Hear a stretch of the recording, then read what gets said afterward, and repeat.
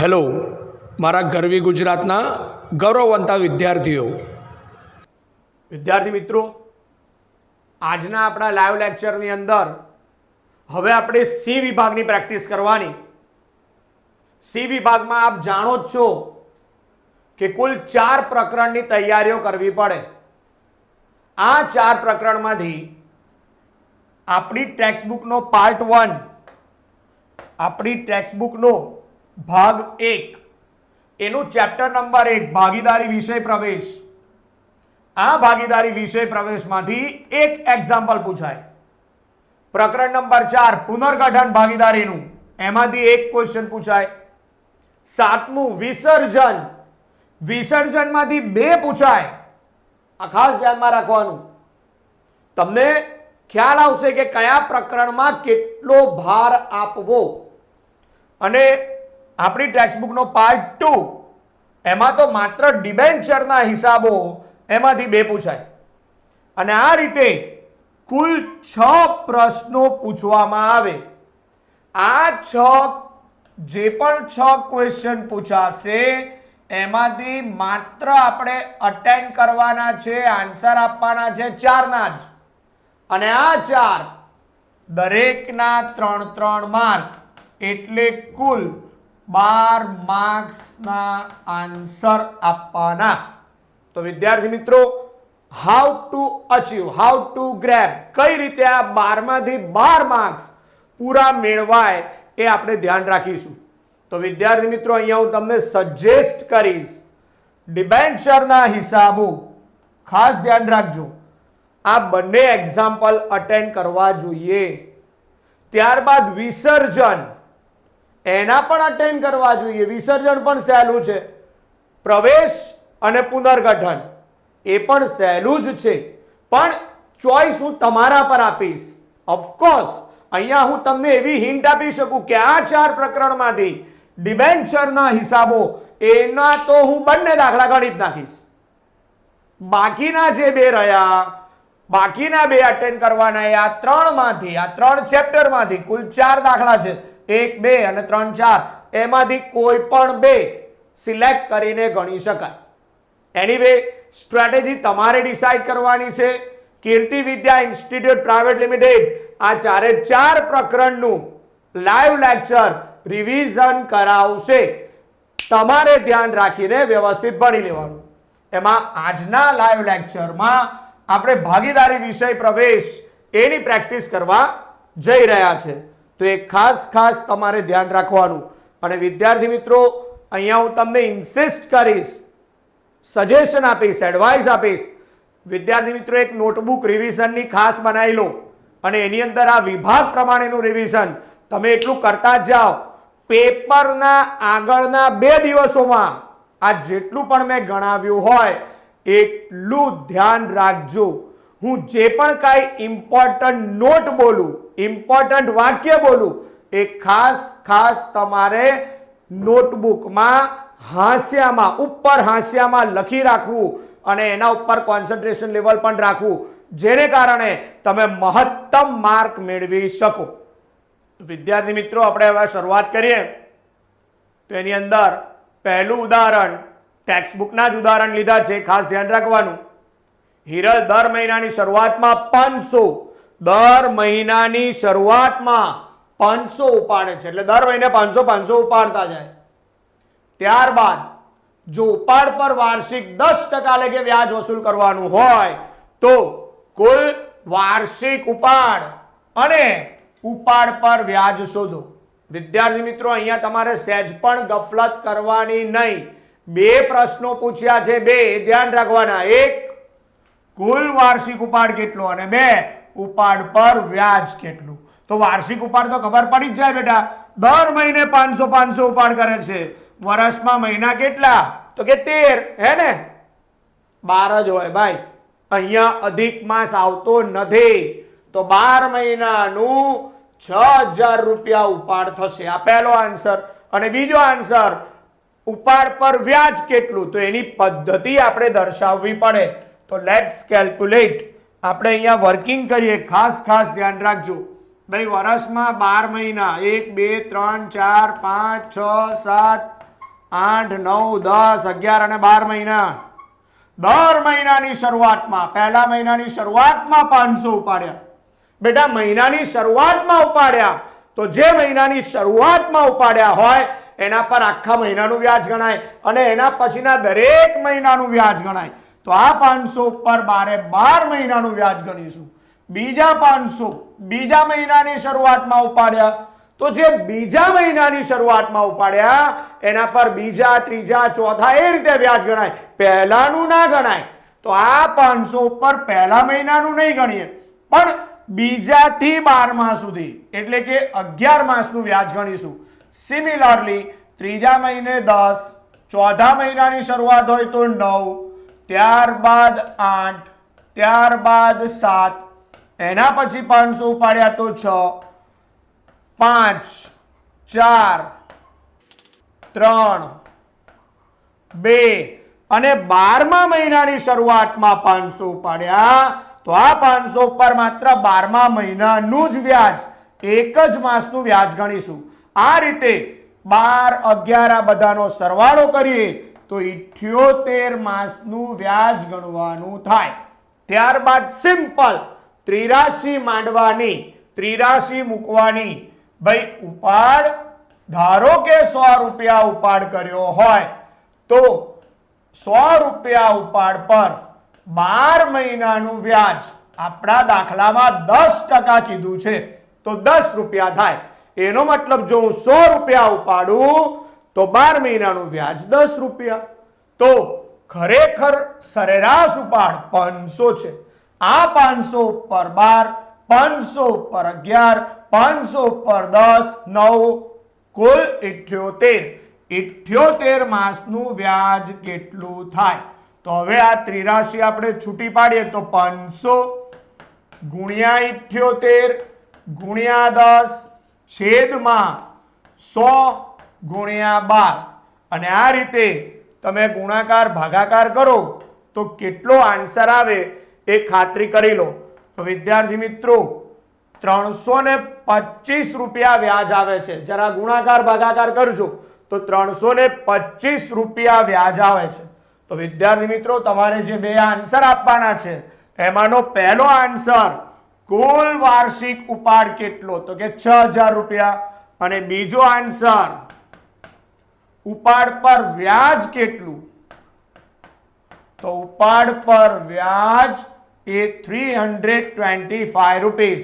તો આ રીતે તમારા પ્રશ્નોનો બે આન્સર હતા એ બંને આન્સર આપણે આપ્યા. કુલ વાર્ષિક ઉપાડ 6000 અને ઉપાડ પર વ્યાજ 325 રૂપિયા. હવે ધારો કે આ જ એક્ઝામ્પલની અંદર એવું સમજીને ચાલો કે દર માસને અંતે પૂછ્યું હોત તો શું થાય? ધારો કે આ જ એક્ઝામ્પલ 500 રૂપિયા દર મહિનાને અંતે, તો પહેલા મહિનાને અંતે જો 500 ઉપાડ્યા હોય તો આ 500 પર પહેલા મહિનાનું વ્યાજ ના ગણાય પણ બીજા મહિનાથી વ્યાજ ચાલુ થાય. તો પહેલા મહિનાના અંતમાં ઉપાડ્યા તો આ 500 પર આપણે બીજા, ત્રીજા, ચોથા એ રીતે 11 માસનું વ્યાજ ગણીશું. તો 11, 10, 9, 8, 7, 6, 5, 4, 3, 2, 1 અને 12મા મહિનાના અંતમાં ઉપાડો તો એ 12મા મહિનાના અંતમાં ઉપાડો એની પર વ્યાજ ગણવાનું નહીં, છેલ્લા ઉપાડ્યા છે એટલે. તો કુલ 66 માસનું વ્યાજ આવે. 78 માંથી ડાયરેક્ટ બાદ કરતો 12 મહિના ગયા, બાકીનું બધું એઝ ઇટ ઇઝ છે તો 66 મહિનાનું વ્યાજ ગણવાનું. તો 83 કઈ રીતે મુકાય? આ જ રીતે કે ભાઈ 100 રૂપિયાનું 12 મહિનાનું વ્યાજ 10 તો 500 રૂપિયા સરેરાશ ઉપાડેનું 66 મહિનાનું કેટલું? તો 500 ગુણ્યા 66 ગુણ્યા 10 છેદમાં 100 ગુણ્યા 12. તો વિદ્યાર્થી મિત્રો આ ખાસ ધ્યાન રાખો, આ 0 0 જતું રહ્યું. હવે ગુણાકાર ભાગાકાર કરો, કેલ્સી લઈને બેસો એટલે ગુણાકાર ભાગાકાર કરજો મારી જોડે. તો 66 ગુણ્યા 5 ગુણ્યા 10 ડિવાઇડેડ બાય 12, 12 વડે ભાગાકાર કરી નાખો તો 275 રૂપિયા વ્યાજ આવે. તો 275 ગણીશું. તો વિદ્યાર્થી મિત્રો જો દર મહિનાની શરૂઆતમાં હોય તો 325 રૂપિયા વ્યાજ આવે. 78 માસનું વ્યાજ લેવાનું, ખાસ ધ્યાન રાખવાનું. દર મહિનાને અંતે હોય તો 66 મહિનાનું વ્યાજ લેવાનું અને દર મહિનાની અધવચ્ચે હોત તો 72 માસનું વ્યાજ લેવાય. આ ખાસ ધ્યાન રાખજો. દર મહિનાની શરૂઆતમાં 78, દર મહિનાને અંતે 66, દર મહિનાની અધવચ્ચે તો 72 માસનું વ્યાજ ગણવાનું. બોર્ડના પેપરમાં કશું અઘરું પૂછતા નથી. બાકી જૂના ઘણા પેપરોમાં અઘરું પૂછતા હતા. ત્યારે તો એવો પણ દાખલો આવે કે પહેલા 6 મહિના દર મહિનાની શરૂઆતમાં, બાકીના 6 મહિના દર મહિનાના અંતે. તો પણ તમને મેથોડોલોજી ખબર હોવી જોઈએ. ફોર એક્ઝામ્પલ, પહેલા 6 મહિના, આ પહેલા 6 મહિના દર મહિનાની શરૂઆતમાં હોય, એટલે કે પહેલા મહિનાની શરૂઆતમાં તો 12 મહિનાનું વ્યાજ ગણીશું. બીજા મહિનાની શરૂઆતમાં તો કે 11, ત્રીજા તો કે 10, ચોથા મહિનાની શરૂઆતમાં તો કે 9, ત્યારબાદ 8, ત્યારબાદ 7. પણ હવે બાકીના 6 મહિના આવું પણ પૂછે, પણ જો કે આટલું અઘરું બોર્ડમાં પૂછતા જ નથી. અઘરું તો છે જ નહીં, મેથડ આવડતી હોવી જોઈએ. માની લો પહેલા 6 મહિને શરૂઆતમાં તો આ રીતની પેટર્ન આવે, પછી બાકીના 6 મહિને અંતે, એટલે હવે 7મા મહિનાને અંતે પૈસા ઉપાડ્યા. જો 7મા મહિનાને અંતે ઉપાડે તો 7મા મહિનાનું વ્યાજ ના ગણાય. તો 8, 9, 10, 11 અને 12 તો પછી 5 જ મહિનાનું વ્યાજ ગણાય. પછી 4, 3, 2, 1 અને 0 આ બધાનો સરવાળો કરી દો. That's it. એટલું તો આવડતું હોવું જોઈએ. તો દર મહિનાની શરૂઆતમાં નહીં, પણ પ્રથમ 6 મહિના શરૂઆત અને બાકીના 6 મહિના અંત, આ જેટલો સરવાળો થશે એટલા મહિનાનું વ્યાજ ગણવાનું. પણ આ મેથડ ખબર હોવી જોઈએ તો કોઈ જ પ્રોબ્લેમ થાય નહીં. ઓકે વિદ્યાર્થી મિત્રો, પણ મહત્વનું છે તમારે યાદ રાખવું, દર મહિનાની શરૂઆત 78, દર મહિનાને અંત 66 અને દર મહિનાની અધવચ્ચે 72 મહિનાનું વ્યાજ ગણવું. વિદ્યાર્થી મિત્રો, બીજું ઉદાહરણ, હંસા, હિતેશ અને વિજય એક પેઢીના ભાગીદારો છે. તેઓની મૂડીનું પ્રમાણ, વિદ્યાર્થી મિત્રો ખાસ ધ્યાન રાખવાનું, મૂડીનું પ્રમાણ આપ્યું છે ભાઈ. મૂડીનું પ્રમાણ 3:2:1. નફા નુકસાનનું પ્રમાણ નથી.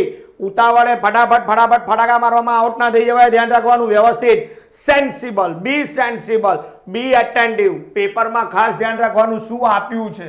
મૂડીનું પ્રમાણ છે. હિતેશને તેનું કમિશન આપ્યા બાદ, એટલે જે પણ પેઢીનો નફો થયો હોય ને એમાંથી કમિશન આપી દેવાનું છે, અને એના પછી જે વધે એ વધતા ચોખ્ખા નફાના 10% કમિશન આપવાનું છે. જો વર્ષના અંતે પેઢીનો નફો 1,65,000 થયો હોય તો હિતેશને કુલ કેટલી રકમ મળશે? બહુ જ ઇમ્પોર્ટન્ટ છે ભાઈ. હિતેશને આજે કઈ રકમ મળે છે આ એક્ઝામ્પલમાં, તો તમને ખબર જ હોવી જોઈએ કે ભાઈ હિતેશ જે છે એ હિતેશને મળતી કુલ રકમ બરાબર, એક તો એને પેઢીમાંથી કમિશન મળે છે પ્લસ એના હિસ્સાનો વહેંચણી પાત્ર નફો મળે છે. આમ પેઢીમાંથી બે અલગ અલગ પ્રકારની રકમ મેળવશે, કમિશન વત્તા એના હિસ્સાનો વહેંચણી પાત્ર નફો. તો હવે આપણે એક્ઝામ્પલ કેલ્ક્યુલેટ કરીએ. ધ્યાન રાખજો, સૌથી પહેલા તો કમિશન બાદ કર્યા પહેલાનો નફો એમાંથી માઇનસ કમિશન. મેથડ કેલ્ક્યુલેટ કરતા શીખી જશો તો સોલ્યુશન આવડી જ જાય. પહેલાના નફામાંથી કમિશન બાદ કરો, પછી જે વધે એને કહેવાય કમિશન બાદ કર્યા પછી વધતો નફો, એટલે કે વહેંચણી પાત્ર નફો. વિદ્યાર્થી મિત્રો, તમને કમિશન એક કમિશન બાદ કર્યા પહેલાના અથવા પછીના કોઈ પણ નફા પર આપી શકે. આજે આપણને કીધું છે વધતા નફા પર કમિશન, તો વધતો નફો ધારી લેવાનો 100. જો પહેલાના નફા પર કીધું હોત તો પહેલા 100 ધારી લે. આ 100 રૂપિયા કમિશન બાદ કર્યા પછીનો નફો છે. આ નફા પર તમારે 10%, 100ના 10%, 10 રૂપિયા કમિશન આપવાનું છે. તો ઉપર કઈ રકમ હોય, કઈ રકમમાંથી 10 બાદ કર્યા પછી 100 વધે? પણ ઘણા લોકો ઉતાવળ્યા હોય તો કે 90, તંબુરો 90. ભઈલા ઉપર 110 રૂપિયા હોય તો 110 માંથી 10 જાય તો 100 રૂપિયા વધે. આ સેન્સિબલ રહેવાનું. કઈ રકમમાંથી 10 બાદ કરો તો 100 વધે, તો ઓફકોર્સ 110. તો વિદ્યાર્થી મિત્રો આપણી પાસે જે નફો છે એ પહેલાનો છે. તો હવે 83 માંડીશું કે ભાઈ કમિશન બાદ કર્યા પહેલાનો નફો જો 110 રૂપિયા હોય તો આપણે હિતેશને કમિશન આપવાનું 10 રૂપિયા. આપણા એક્ઝામ્પલમાં કમિશન બાદ કર્યા પહેલાનો નફો 1,65,000 રૂપિયા આપ્યું છે. તો કમિશન કેટલું? તો 1,65,000 ગુણ્યા 10 છેદમાં 110. આ રીતે ગુણાકાર ભાગાકાર કરતા શું આન્સર આવે છે? 15,000. તો 15,000 આન્સર આવે છે. તો વિદ્યાર્થી મિત્રો 15,000 કમિશન આપીશું. હવે પેઢીનો જે પહેલાનો નફો હતો એ હતો 1,65,000. આમાંથી તમે હિતેશને કમિશન પેટે 15,000 રૂપિયા તો આપી દીધા. તો હવે પેઢીનો વધતો નફો એટલે કે વહેંચણી પાત્ર નફો 1,50,000 રૂપિયા છે. આ 1,50,000 ત્રણેય ભાગીદારો વચ્ચે વહેંચવાના. ભાગીદારોનું નફા નુકસાનનું પ્રમાણ કેટલું? તો આ શું નફા નુકસાનનું પ્રમાણ છે? ના, આ તો મૂળેનું પ્રમાણ છે. નફા નુકસાનનું પ્રમાણ એ એક્ઝામ્પલમાં આપ્યું જ નથી. જ્યારે નફા નુકસાનનું પ્રમાણ ભાગીદારો વચ્ચે નક્કી ના હોય, પ્રમાણ વિશે ચોખવટ ના કરી હોય, ત્યારે નફો કે નુકસાન એ સરખે હિસ્સે વહેંચાશે તો ત્રણેય ભાગીદારોને સરખી રકમ મળશે. તો આ જે વહેંચણી પાત્ર નફો છે એમાંથી હિતેશનો હિસ્સો, તો જે પણ હિતેશ નામનો ભાગીદાર છે એ હિતેશનો હિસ્સો એ સરખો હશે. તો 1.5 લાખ રૂપિયા ત્રણ ભાગીદારો વચ્ચે સરખે હિસ્સે વહેંચવાના, એટલે 3 હિસ્સા કરવાના. 1 રૂપિયાના 3 હિસ્સા એટલે 1/3. તો હિતેશને ભાગે 50,000 રૂપિયા આવશે. 1.5 લાખ રૂપિયાને 3 ભાગીદારો વચ્ચે સરખે હિસ્સે વહેંચ્યા. તો હિતેશને કમિશનમાંથી 15 અને વહેંચણી પાત્ર નફામાંથી 50,000 મળશે. તો કુલ હિતેશને મળતી રકમ એનો આન્સર જવાબ 65,000 હોય. પણ તમારે વ્યવસ્થિતપણે છેલ્લા આન્સર લખવો કે ભાઈ હિતેશને મળતી કુલ રકમ બરાબર કમિશન 15,000 વત્તા વહેંચણી પાત્ર નફો 50,000 રૂપિયા, અને આ રીતે કુલ 65,000 65,000 રૂપિયા મળે. ખાસ ધ્યાન રાખવું.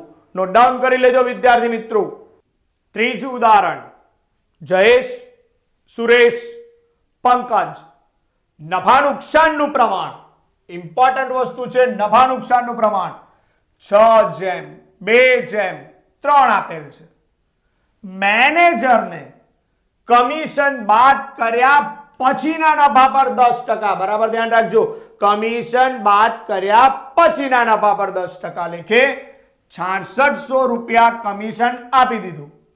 તો ત્રણેય ભાગીદારોના નફાની વહેંચણી કરો. તો આપણને તો નફો જોઈએ છે. તો વિદ્યાર્થી મિત્રો અગાઉ મેં તમને બતાવ્યું હતું ને ફરી બતાવું.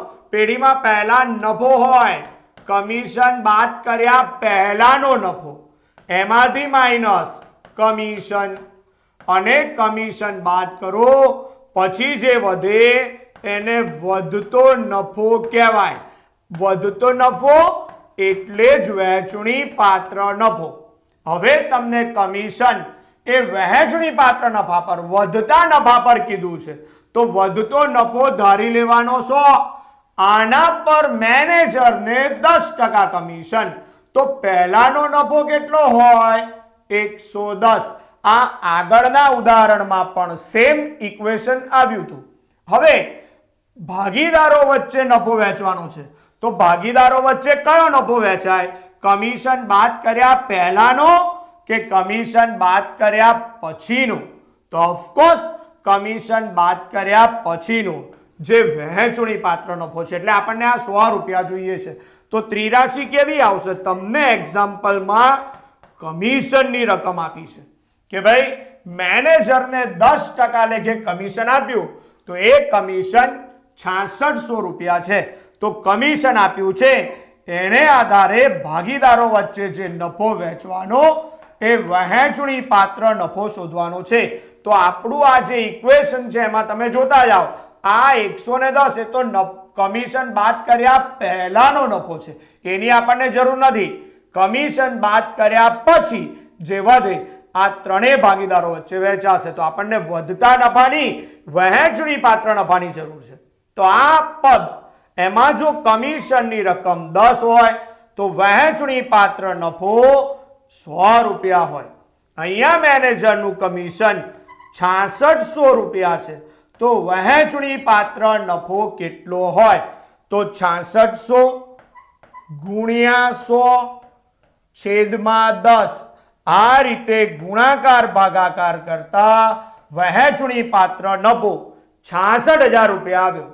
આ વહેંચણી પાત્ર નફો જે 66000 આવ્યો એ ભાગીદારો વચ્ચે નફા નુકસાનનું પ્રમાણ આપેલું જ છે 6:2:3.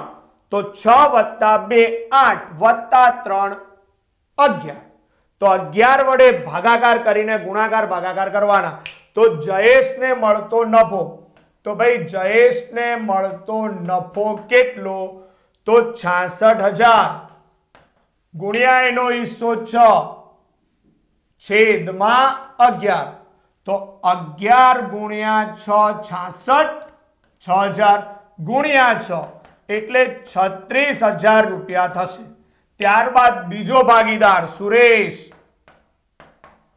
સુરેશ પેઢીનો વહેંચણી પાત્ર નફો 66000 ગુણ્યા સુરેશનો હિસ્સો 2 છેદમાં 11. 11 વડે આને ભાગાકાર ગુણાકાર કરશો તો અહીંયા 6000 આવશે. 11 છંગ 66 ગુણ્યા 2 તો 12000 રૂપિયા. અને છેલ્લો ભાગીદાર પંકજ, તો પંકજનો હિસ્સો 66000 ગુણ્યા 3 છેદમાં 11. તો 6000 ગુણ્યા 3 18000 રૂપિયા આવશે. છેલ્લા તમારે જવાબ લખવાનો છે કે ભાઈ ત્રણેય ભાગીદારના નફાની વહેંચણી કરો. તો જયેશને હિસ્સે 36000 આવ્યા, સુરેશને હિસ્સે 12000 આવ્યા અને પંકજને હિસ્સે 18000 આવ્યા. મહત્વનું હતું આ વહેંચણી પાત્ર નફો શોધવો. તો તમને કમિશન બાદ કર્યા પછીનો નફો આપેલો હતો, કમિશન બાદ કર્યા પહેલાનો અને કમિશન બાદ કર્યા પછીનો. તમારે આ યંત્ર, આ સૂત્ર, આ ઇક્વેશન, આ ગરબડ ગોટાળો શીખી લેવાનો. કમિશન બાદ કર્યા પહેલા કે કમિશન બાદ કર્યા પછી એક્ઝામ્પલમાં કઈ માહિતી આપી છે એ માહિતીને આધારે જ આગળ વધવું. તો અહીંયા કમિશન બાદ કર્યા પછીનો નફો એના પર 10% કીધું છે. એનો મતલબ જો કમિશન 10 હોય તો પછીનો નફો એટલે કે વહેંચણી પાત્ર નફો 100 હોય. મેનેજરને 6600 મળે છે, તો વહેંચણી પાત્ર નફો 66000 આવ્યો. આ ખાસ ધ્યાન રાખવું. અને એ 66000 ને આપણે નફા નુકસાન ફાળવણીના પ્રમાણમાં 6:2:3 એટલે કુલ 11 વડે ભાગાકાર કરીને 6:2:3 વડે ગુણાકાર કર્યા. તો આન્સર આવ્યો 36, 12 અને 18000 રૂપિયા. ઉદાહરણ નંબર 4. શીલા, સુરભી અને સીમા 5:7:9 ના પ્રમાણમાં નફો નુકસાન વહેંચતા ભાગીદારો છે. મેનેજર સંકેતને તેનું કમિશન બાદ કર્યા, ત્રીજી વાર કમિશન બાદ કરતા પહેલા અથવા કમિશન બાદ કર્યા પછી. અહીંયા કમિશન બાદ કર્યા પછી વધતા નફા પર 10% કમિશન આપવાનું છે. મેં તમને અગાઉના દાખલામાં પણ કીધું, ઇક્વેશન બનાવી લો, કેલ્ક્યુલેશન જ કરી દેવાનું. ગઢ મતલ કો ઇક્વેશન કો જે કહો તે પહેલાનો નફો કમિશન બાદ કર્યા પછીનો નફો આવું મૂકી જ દેવાનું. આ બંધારણ મૂકી દેશો તો ક્યારેય એક્ઝામ્પલ ખોટો નહીં પડે. તો વિદ્યાર્થી મિત્રો ખાસ ધ્યાન રાખવું. એનીવે 10% કમિશન આપવાનું છે. સુરભી એટલે આ બીજા નંબરની ભાગીદાર. સુરભીને નફામાંથી 7000 આપ્યા છે. તો એક પહેલો દાખલો હતો ઉદાહરણમાં, એક ઉદાહરણ હતું બીજું. તો એની અંદર હતું મેનેજરનું કમિશન, એટલે ભાગીદારને મળતું કમિશન શોધો. તો કમિશન શોધ્યું, મળતી કુલ રકમ શોધો, કુલ રકમ શોધી. પછી એક્ઝામ્પલમાં બીજું જ કંઈક આપ્યું. આની આગળના એક્ઝામ્પલની અંદર કે ભાઈ કમિશન આપ્યું છે તો વહેંચણી પાત્ર નફો શોધો. તો આપણે કમિશનને આધારે વહેંચણી પાત્ર નફો શોધી, 3 ભાગીદાર વચ્ચે કઈ રકમ આવે એ શોધી. આજે પણ વહેંચણી પાત્ર કુલ રકમ નથી આપી, પણ એક ભાગીદારની રકમ આપી છે. કમિશન પણ નથી આપ્યું દાખલામાં, માત્ર પર્સન્ટેજ આપ્યા છે. અને એક ભાગીદારને 7000 મળે છે. તો મેનેજર સંકેતના કમિશનની ગણતરી કરો, આ પહેલો પ્રશ્ન. અને મેનેજરને કમિશન આપતા પહેલાનો નફો એ કેટલો એ પણ ગણવાનું છે. તો બહુ બેઝિક ઇન્ફોર્મેશન છે. Let's start the working. Please ધ્યાન આપજો, બેઝિક ભૂલવાનું નહીં. કમિશન બાદ કરતા પહેલાનો નફો માઇનસ છો ને વર્કિંગ. દાખલામાં ક્વેશ્ચન, દાખલાનું રિપ્રેઝન્ટેશન, દાખલામાં કઈ રીતે અટપટું પૂછ્યું છે, ગમે તેવું પૂછ્યું હોય, પણ ત્રણેય એક્ઝામ્પલના આન્સરમાં મારું બેઝિક આ જ પ્રમાણે હતું. કમિશન બાદ કર્યા પહેલાનો નફો, એમાંથી કમિશન બાદ થાય, અને પછી જે વધે એ કમિશન બાદ કર્યા પછીનો વધતો નફો, એટલે કે વહેંચણી પાત્ર નફો કહેવાશે. તો ગમે તેવી રીતે એક્ઝામ્પલ હોય, આ દાખલો, એની આગળનો દાખલો કે એની પણ આગળનો એક્ઝામ્પલ, ત્રણેયમાં કમિશન વધતા નફા પર કમિશન વાળો જ પોઈન્ટ આવ્યો, પણ એક્ઝામ્પલ પૂછવાની પદ્ધતિ બદલાઈ ગઈ. ક્યાંક તમને પહેલાનો નફો આપેલો, કમિશન શોધવાનું કીધું. ક્યાંક તમને કમિશન આપેલું, વહેંચણી પાત્ર નફો દરેક ભાગીદારને કેટલા મળે એવું પૂછ્યું. આ દાખલામાં કોઈ એક ભાગીદારને મળતી રકમ આપી છે અને એને આધારે કમિશન અને પહેલાનો નફો પૂછ્યો છે. તો પ્રશ્ન ગમે તે પૂછ્યો હોય, સોલ્યુશન એક જ રીતે થાય. પહેલાનો નફો, એમાંથી બાદ કમિશન, વધતો નફો. હવે વધતો નફો આપણે ધારી લઈએ કે ભાઈ વધતો નફો 100 છે, એના 10% કમિશન 10, તો ઉપર કઈ રકમ હોય? હવે ભૂલ ના કરતા, પહેલા તો કોઈ 90 બોલેલું. ભાઈ ઉપર 110 હોય, 110 માંથી 10 બાદ કરતા 100 વધે. આ બેઝિક વસ્તુ થઈ. આ ખાસ ધ્યાન રાખજો. હવે આપણા એક્ઝામ્પલમાં તો વહેંચણી પાત્ર નફો 3 ભાગીદાર વચ્ચે આપેલો છે. ત્રણેય ભાગીદારોના નામ લખી કાઢીએ. શીલા, સુરભી અને સીમા. આ 3 ભાગીદારો છે બેટા. શીલા, સુરભી અને સીમા. આ ત્રણેયની વચ્ચે નફા નુકસાન ફાળવણીનું પ્રમાણ 5:7:9 છે. 5, 7 અને 9. એનો મતલબ જો આ પ્રમાણનો કુલ સરવાળો કરવામાં આવે તો 5 + 7 12 + 9 21. એનો મતલબ પેઢીનો વહેંચણી પાત્ર નફો 21 હોય તો 21 રૂપિયા જો નફો થાય, પેઢીનો વહેંચણી પાત્ર નફો 21 હોય, 21 રૂપિયા નફો થાય તો શીલાને 5, સુરભીને 7 અને સીમાને 9 રૂપિયા મળશે. હવે આપણા દાખલામાં સુરભીનો નફો આપી દીધો છે 7000. જો સુરભીને 7 રૂપિયા મળતા હોય તો કુલ નફો 21 હોય. બરાબર સમજો. સુરભીનો હિસ્સો, જો પેઢીમાંથી સુરભીને 7 રૂપિયા મળતા હોય તો પેઢીનો કુલ વહેંચણી પાત્ર નફો એ 21 રૂપિયા હોય. એવું જ થાય ને, 21 રૂપિયા હોય તો સુરભીના હિસ્સામાં 7 આવ્યા. હવે ખરેખર સુરભીને નફામાંથી 7000 મળે છે તો વહેંચણી પાત્ર નફો 21000 રૂપિયા થાય. આ વહેંચણી પાત્ર નફો છે, એટલે કે આ પ્લેસમેન્ટ જે છે એમાં વધતો નફો એ 21000 છે. હવે એની પહેલા કેટલા તો એ આપણે શોધવું પડશે. હવે કમિશન, તો વિદ્યાર્થી મિત્રો કમિશન તમે બરાબર માર્ક કરો. જો વધતો નફો, આ 83 આ ઇક્વેશન જે મૂક્યું છે, આ પદ છે, બંધારણ કર્યું છે, એની અંદર વધતો નફો 100, તો વધતો નફો એટલે કે વહેંચણી પાત્ર નફો જો 100 રૂપિયા હોય તો કમિશન એની રકમ 10 રૂપિયા હોય. તો અહીંયા આપણો વહેંચણી પાત્ર નફો આવ્યો 21,000. તો કમિશનની રકમ કેટલી? ઓફકોર્સ 2100 રૂપિયા. તો 2100 રૂપિયા એક કમિશનની રકમ છે. તો ઉપર કઈ રકમ હશે જેમાંથી 2100 રૂપિયા બાદ કર્યા તો 21,000 વધ્યા? તો સિમ્પલ ભાઈ, પેઢીનો કુલ નફો એટલે કમિશન બાદ કર્યા પહેલાનો નફો. તો પહેલાનો નફો બરાબર કમિશન બાદ કર્યા પછીનો નફો એટલે કે વહેંચણી પાત્ર નફો વત્તા કમિશન, આ બંનેનો સરવાળો કરવાનો.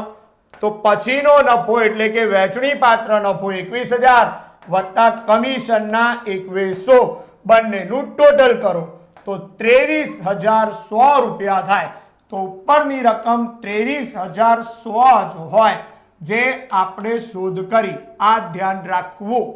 21,000 માં 2100 ઉમેરો તો જ 23,100 આવે.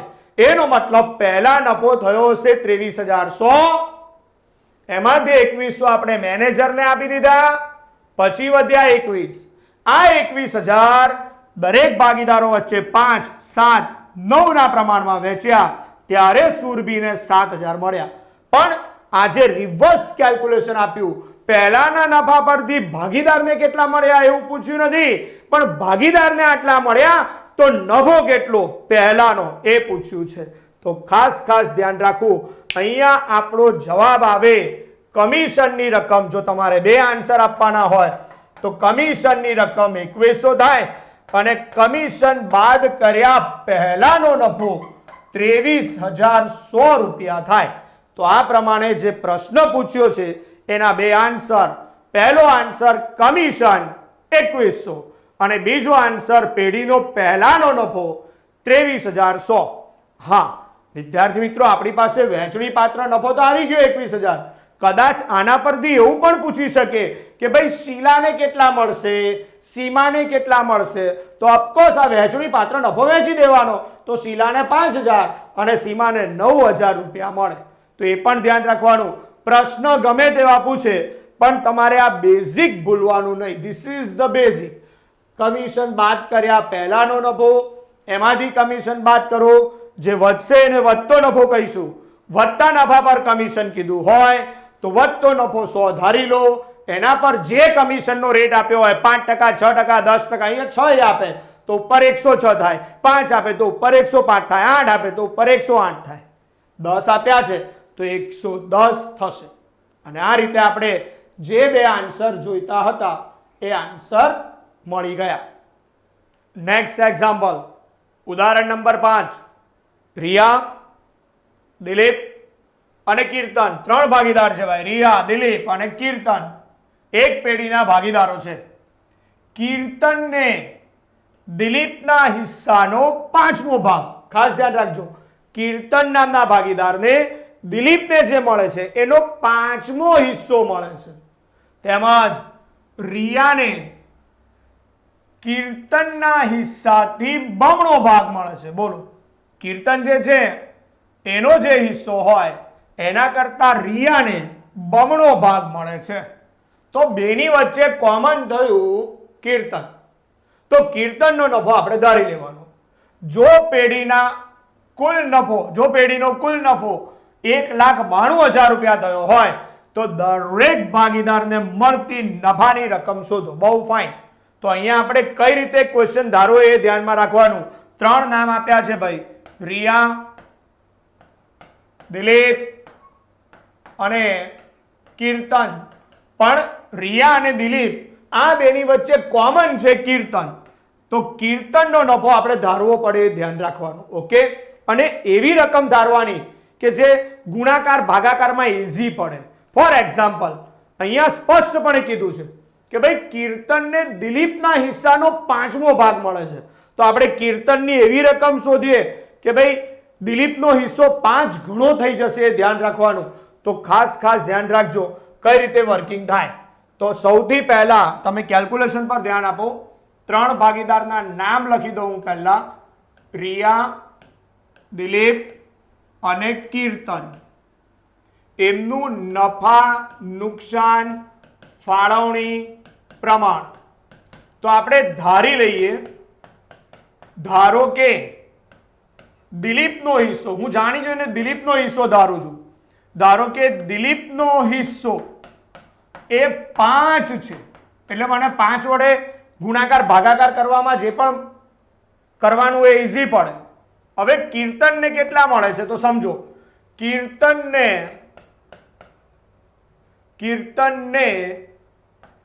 દિલીપના હિસ્સાનો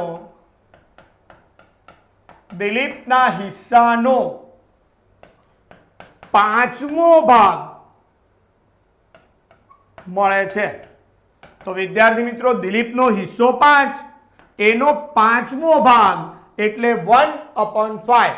તો આનો ગુણાકાર ભાગાકાર કરો તો કીર્તનનો હિસ્સો થયો 1. આપણે દિલીપનો હિસ્સો ધારી લીધો 5, કીર્તનને દિલીપના હિસ્સાનો 5મો ભાગ એટલે 5 વડે ભાગાકાર કરો તો 1. હવે રિયાને કેટલા મળતા હતા તો યાદ કરો. રિયા માટે જુઓ કેલ્ક્યુલેશન. રિયા કઈ ગઈ? રિયા આ રહી.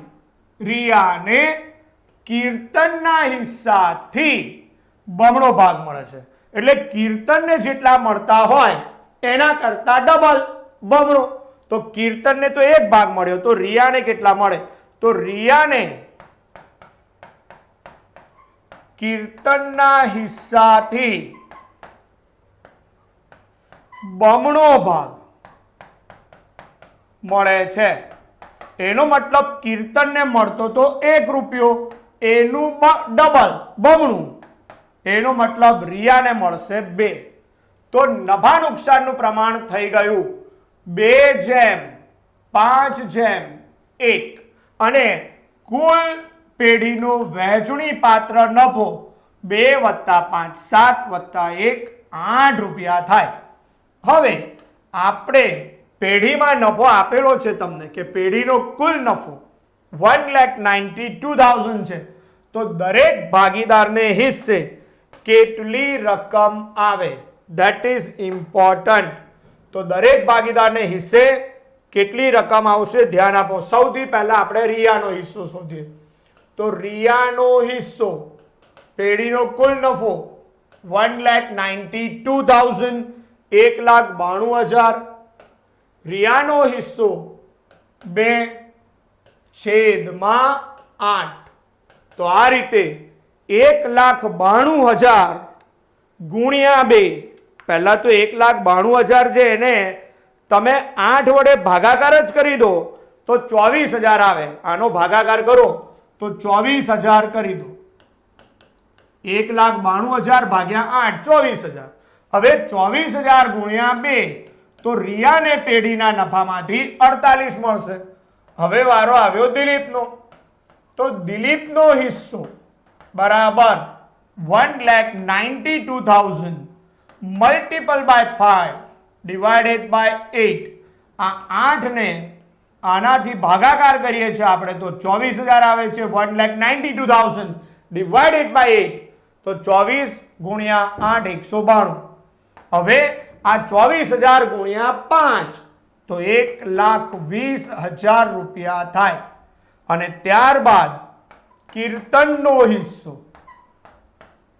તો પેઢીમાં કીર્તનનો હિસ્સો 1,92,000 મલ્ટીપલ બાય 1 ડિવાઇડેડ બાય 8. 24,000 ગુણ્યા 1 24,000 રૂપિયા. તો આ રીતે પેઢીના નફામાંથી રિયાને કેટલા મળશે? તો કે પેઢીના નફામાંથી રિયાને 48, દિલીપને 1,20,000 અને કીર્તનને 24,000 રૂપિયા મળે. નફાની વહેંચણી કરવી એ તો બહુ સરળ હોય. પણ મહત્વનું છે આ પદ, આ નફો નક્કી કરવો, દરેકનો હિસ્સો નક્કી કરવો, એ લેંગ્વેજ સમજવી પડે કે કોને કેટલા હિસ્સામાં નફો આપ્યો છે.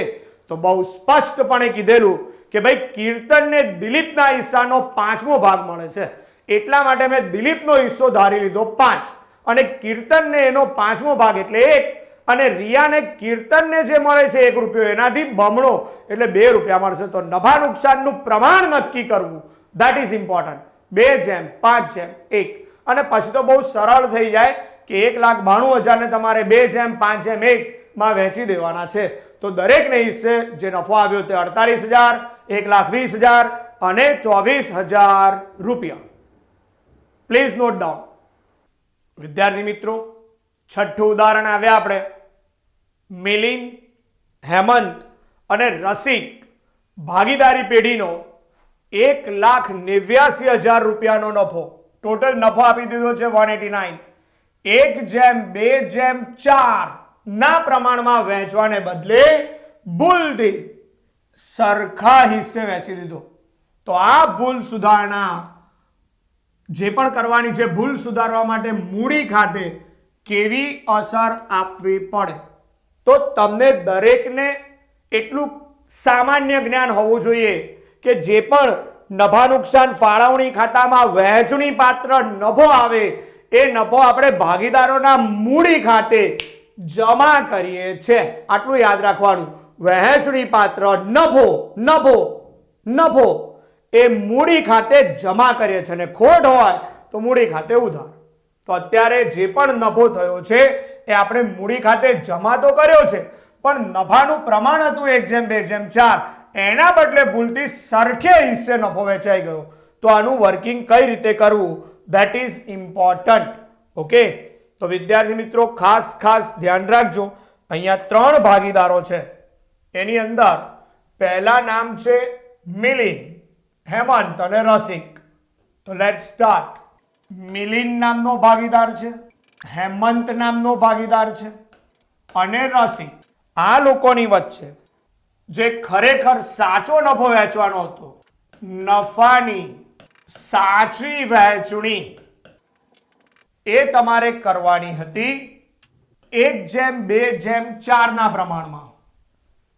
1:2:4 ના પ્રમાણમાં એટલે કુલ 7 થયા. પણ તમે ભૂલથી ખોટી વહેંચણી કરી, આ સાચી વહેંચણી. હવે ખોટી વહેંચણી, નફાની ખોટી વહેંચણી એ ભૂલથી સરખા હિસ્સે કરી દીધી 1:1:1. પેઢીનો કુલ વહેંચણી પાત્ર નફો 1,89,000 છે. આ 1,89,000 ને સરખે હિસ્સે વહેંચો. 1,89,000 ડિવાઇડેડ બાય 3, તો દરેકને હિસ્સે 63,000 રૂપિયા આવશે. તો ખોટી વહેંચણી તમે મિલિંદને 1,89,000 માંથી 63,000 રૂપિયા એના મૂડી ખાતે જમા આપ્યા, હેમંતને પણ એના મૂડી ખાતામાં જમા આપ્યા અને રસિકને પણ 63,000 રૂપિયા એના મૂડી ખાતે જમા આપ્યા. તમે ખોટી વહેંચણી કરી નાખી. ખરેખર નફો વહેંચવાનો હતો 1:2:4. એનો મતલબ કુલ નફો થાય 7. તો 1,89,000 ભાગ્યા 7 કરો તો 27,000 આવે. આ 27,000 ગુણ્યા 1, 27,000 તમે જમા કર્યા. ખોટી વહેંચણી કરી નાખી હતી પહેલા 63. હવે આપણે ખરેખર કરવાના હતા 27 ગુણ્યા 2, 54,000 રૂપિયા અને 27,000 ગુણ્યા 4 એટલે 1,08,000 રૂપિયા જમા કરવાના હતા. આ સાચી વહેંચણી છે જે જમા કરવાની હતી, પણ તમે આ રકમ જમા કરવાની બદલે ભૂલથી ખોટી વહેંચણી આટલી રકમ જમા કરી. તો હવે ભૂલ કઈ રીતે સુધરે બરાબર સમજો. મિલિંદના ખાતામાં કેટલા જમા, ખરેખર સાચા મિલિંદના ખાતામાં કેટલા જમા કરવાના હતા કે 27. કેટલા કર્યા ભૂલથી ખોટા 63. જેટલા કરવાના હતા એના કરતા ઓછા કર્યા કે વધારે કર્યા? તો કે વધારે કર્યા. કેટલા વધારે કરી નાખ્યા? તો 63 માંથી 27,000 બાદ કરી દો તો 36,000 રૂપિયા વધારે જમા કર્યા. નામામાં નિયમ છે, જો કોઈ અસર ખોટી આપી હોય તો એ રદ કરવા વિરુદ્ધ અસર આપી. ભૂલ સુધારણાના બે નિયમ હંમેશા ધ્યાનમાં રાખવાના. જો કોઈ અસર આપવાની બાકી હોય તો આપી દેવાની, અને જો કોઈ અસર ખોટી આપી હોય તો એને રદ કરવા વિરુદ્ધ અસર આપવાની.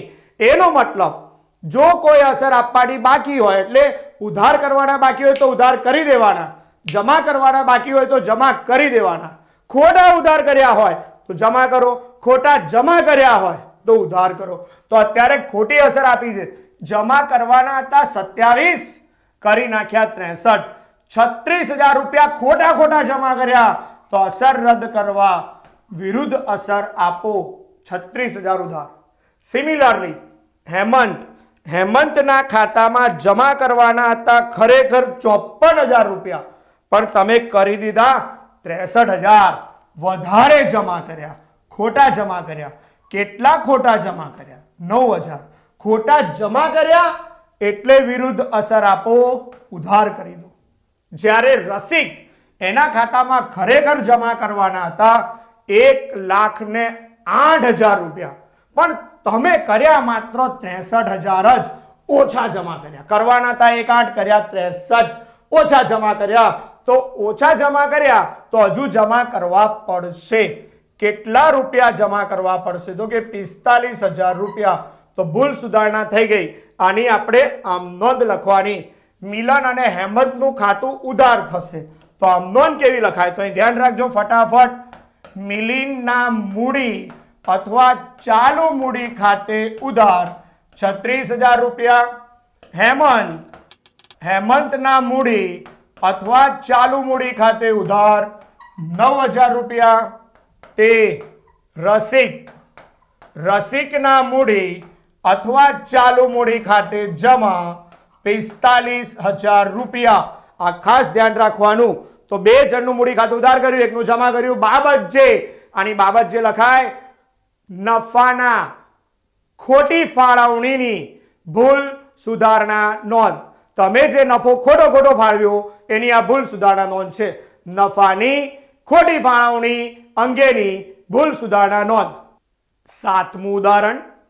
રામ, લક્ષ્મણ અને સીતા 3 ભાગીદારો તારીખ 1/4/16 ના રોજ તેઓની મૂડી અનુક્રમે 40, 30 અને 80,000 હતી. ત્રણેયની મૂડી આપી છે 40, 30 અને 80,000.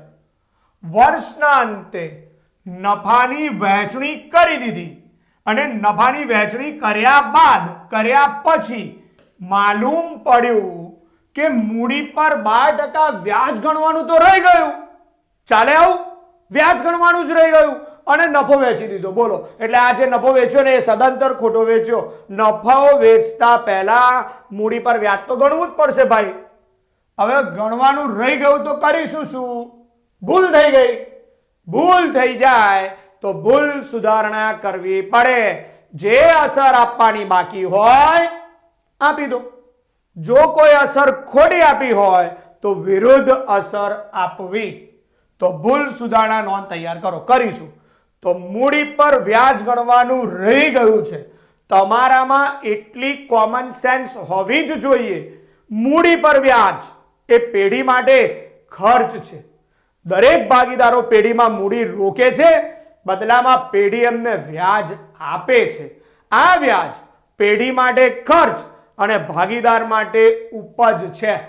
તો ફાળવણી ખાતામાં ઉધાર થાય અને ભાગીદારોના મૂડી ખાતે જમા. આ યાદ રાખવાનું.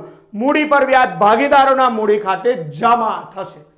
તો વિદ્યાર્થી મિત્રો 40,000, 30,000 અને 80,000 છે એના પર આપણે 12% લેખે વ્યાજ ગણવાનું હતું અને એ રહી ગયું છે. તો ગણીશું. તો મૂડી પર કેટલું વ્યાજ આપવું પડે? તો 12% લેખે મૂડી પર વ્યાજ. તો રામની મૂડી 40,000 હતી. 40,000 ના 12%, 12 ચોક 48, 4800 રૂપિયા રામના મૂડી ખાતે આપણે જમા કરવા પડે. સાચી અસર. મૂડી પર વ્યાજ, મૂડી ખાતે જમા. લક્ષ્મણની મૂડી 30,000 હતી. 30,000 ના 12%, 3600 રૂપિયા જમા કરવા પડે. અને સીતાની મૂડી 80,000, એના 12%, 12 × 98, 9,600 રૂપિયા જમા કરવા પડે. અને આ રીતે જો મૂડી પર વ્યાજ એ આપણે ચૂકવીશું તો એ પેઢી માટે તો ખર્ચ છે. કુલ કેટલું વ્યાજ થયું એ ગણી કાઢો. તો 4800 વત્તા 3600 વત્તા 9,600, આ રીતે 18,000 રૂપિયા એ કુલ વ્યાજ થયું. અને જેટલું વ્યાજ પેઢી ચૂકવશે, પેઢી માટે ખર્ચ છે, એટલે ભાગીદારોનો નફો ઘટશે. તો મૂડી વ્યાજને કારણે નફામાં ઘટાડો. વહેંચણી પાત્ર નફો એ મૂડી ખાતે જમા થાય, પણ આ નફામાં ઘટાડો છે એટલે ઉધાર અસર. 18,000 રૂપિયા એ નફામાં ઘટાડો થશે. નફા નુકસાનનું પ્રમાણ કયું આપ્યું છે રામ, લક્ષ્મણ અને સીતા વચ્ચે? જુઓ તો આ એક્ઝામ્પલમાં નફા નુકસાનનું પ્રમાણ આપેલ નથી. જ્યારે નફા નુકસાનનું પ્રમાણ ન આપ્યું હોય તો નફો સરખે હિસ્સે વહેંચાશે. તો નફો આપણે સરખે હિસ્સે 1:1:1, એનો મતલબ 6,000 રૂપિયા ઉધાર. અહીંયા પણ લક્ષ્મણના મૂડી ખાતામાં પણ 6,000 રૂપિયા ઉધાર, અને સીતા માતા એમના મૂડી ખાતે પણ 6,000 રૂપિયા આપણે ઉધાર કરીશું. તો આની ચોખ્ખી અસર જુઓ. ખરેખર આટલા રૂપિયા 4800 રૂપિયા રામના મૂડી ખાતે જમા થયા અને 6,000 ઉધાર. તો બેનો તફાવત શું? તો 6,000 માંથી 4800 ગયા તો કે 1200 રૂપિયા. અને સાઈન કોની મૂકવાની ખબર છે બેટા? જો તમે આને ગોલા મેથડ કહો તો ગોલા મેથડ અન્ડરસ્ટેન્ડ કરવાનું યાર. 4800 જમા અને 6,000 ઉધાર, તો ડિફરન્સ 1200 પડે. કોની રકમ? ઉધાર. મતલબ ઉધાર કરવું કે જમા કરવું? તો ઓફકોર્સ જે રકમ મોટી હોય ને એની સાઈન મૂકી દેવી. આ ઘણા બધા મારા જેવા વિદ્યાર્થીઓને એને બહુ કામ લાગે આવી મેથડ. ખાસ ધ્યાનમાં રાખવાનું બેટા, જમા 4800 છે, 6,000 ઉધાર છે. કઈ રકમ મોટી છે? 6,000. એ ઉધાર હતા તો ઉધાર કરી દેવાના. અને એમાંય ખરેખર પ્રેક્ટિકલી સાયન્ટિફિકલી સમજો તો 4800 જમા કરવાના અને 6,000 ઉધાર કરવાના. તો હું તારા ખાતામાં 4800 જમા કરું અને 6,000 ઉધાર કરું, બેનો તફાવત 1200 ઉધાર કરીશ. That's it. અહીંયા 3600 અને 6,000, તો બેનો તફાવત આવે 2400 રૂપિયા. તો 2400 રૂપિયા તમારે ઉધાર કરવા પડશે. જ્યારે સીતા માતાના ખાતામાં 9600 રૂપિયા જમા અને 6,000 ઉધાર કરવાના હતા, બેનો તફાવત આવે 3600. તો 3600 રૂપિયા સીતા માતાના ખાતે આપણે જમા કરવા પડશે. તો આની ભૂલ સુધારણા નોંધ શું થાય? તો વિદ્યાર્થી મિત્રો, ભૂલ સુધારણા નોંધ આની એક્ઝામમાં આમ નોંધ લખવી જ. તો શું આમ નોંધ થાય ધ્યાન રાખજો. રામ એમની મૂડી અથવા ચાલુ મૂડી ખાતે ઉધાર 1200 રૂપિયા. લક્ષ્મણની મૂડી અથવા ચાલુ મૂડી ખાતે ઉધાર 2400 રૂપિયા. તે સીતાની મૂડી અથવા ચાલુ મૂડી ખાતે જમા, બંનેનું ટોટલ 3600 રૂપિયા. બાબત જે લખાશે મૂડી પર ખાસ લખતા જજો. મૂડી પર વ્યાજ ગણવાનું રહી ગયું તેની ભૂલ સુધારણા નોંધ. આવા એક્ઝામ્પલ ખાસ ધ્યાન રાખવા આવે જ છે. દરેક આવા એક્ઝામ્પલના 3 માર્ક રોકડા કરી લેવા. ઉદાહરણ નંબર 8, ભાલચંદ્ર, દર્શના અને અંકિત 5:3:2 ના પ્રમાણમાં નફો નુકસાન વહેંચતા ભાગીદારો છે. વર્ષના અંતે હિસાબો તૈયાર કર્યા પછી માલુમ પડ્યું કે ઉપાડ પર વ્યાજ ગણવાનું રહી ગયું. ગયા ઉદાહરણમાં મૂડી પર રહી ગયું હતું, હવે ઉપાડ પર રહી ગયું. આખું કેલ્ક્યુલેશન ઉધાર જમાનું ધ્યાન રાખજો. ઉપાડ પર વ્યાજ ગણવાનું રહી ગયું અને ઉપાડ પર વ્યાજ અનુક્રમે 1000, 800 અને 1600 રૂપિયા છે. તો આની ભૂલ સુધારણા નોંધ તૈયાર કરો. બહુ ફાઇન. લાસ્ટ ઉદાહરણની અંદર મૂડી પર વ્યાજ રહી ગયું હતું, આજે ઉપાડ પર. તો કઈ રીતે વર્કિંગ થાય તો ધ્યાન રાખજો. ઉપાડ પર વ્યાજ કેટલું ગણવાનું રહી ગયું એ ગણવું જ પડશે. તો ઉપાડ પર વ્યાજ ગણવાનું છે કેટલું? 1000, 800, 600. 1000 રૂપિયા, 800 રૂપિયા અને 600 રૂપિયા. વિદ્યાર્થી મિત્રો, તમારામાં નોલેજ હોવું જ જોઈએ. ભાગીદાર પેઢીમાંથી ઉપાડ કરે તો બદલામાં પેઢીને વ્યાજ ચૂકવે છે. ભાગીદાર પોતાના ખિસ્સામાંથી વ્યાજ આપે તો પેઢી માટે ઉપજ છે, ભાગીદાર માટે ખર્ચ છે. આ ઉપાડ પર વ્યાજ પેઢી માટે ઉપજ છે, ફાળવણી ખાતે જમા અને ભાગીદારોના મૂડી ખાતે ઉધાર થાય. તો આ વ્યાજ આપણે ઉધાર કરીશું. પણ આ ઉપાડ પર વ્યાજ પેઢી માટે ઉપજ છે, જે ગણવાનું રહી ગયું. હવે ગણીએ છે તો પેઢીની આવક, પેઢીની ઉપજ એમાં વધારો થશે. કેટલો વધારો? તો કે 1000 વત્તા 800, 1800 વત્તા 600, 2400 રૂપિયા એ નફામાં વધારો થશે. તો ઉપાડ પર વ્યાજને કારણે નફામાં વધારો, એટલે કે વહેંચણી પાત્ર નફામાં વધારો. આ વહેંચણી પાત્ર નફો 2400 રૂપિયા છે. આ 2400 ભાગીદારો વચ્ચે નફા નુકસાન ફાળવણી પ્રમાણમાં વહેંચવાના હોય તો 5:3:2. તો 2400 રૂપિયાને 5:3:2 એટલે 10 વડે ભાગાકાર કરો તો આ 2400 ને 10 વડે ભાગાકાર કરતા 240 આવે, ગુણ્યા 5, 1200 રૂપિયા મળશે. આ 1200 રૂપિયા નફો વધ્યો એટલે મૂડી ખાતે જમા થાય.